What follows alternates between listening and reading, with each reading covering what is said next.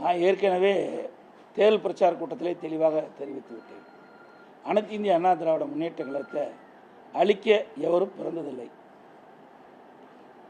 அனைத்து இந்திய அண்ணா திராவிட முன்னேற்ற கழகம் தோற்றி வைத்து பொன்விழா கண்ட கட்சி, 30 ஆண்டு காலம் தமிழகத்திலே ஆட்சி புரிந்த கட்சி. அனைத்து இந்திய அண்ணா திராவிட முன்னேற்ற கழகம் ஆட்சியில்தான் பல்வேறு துறைகள் வளர்ச்சியடைந்து தேசிய அளவில் அதிகமான தேசிய விருதுகளை பெற்ற ஒரு அரசாங்கமாக திகழ்ந்தது அதிமுக அரசாங்கம்.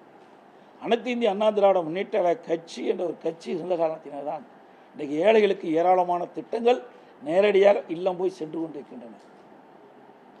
ஆக இப்படி மக்களுக்கு சேவை செய்கின்ற இயக்கத்தை அளிப்போம் என்பதை நினைப்பதெல்லாம் வெறும் கனவு, வெற்று வார்த்தையாகத்தான் பார்க்க முடியும்.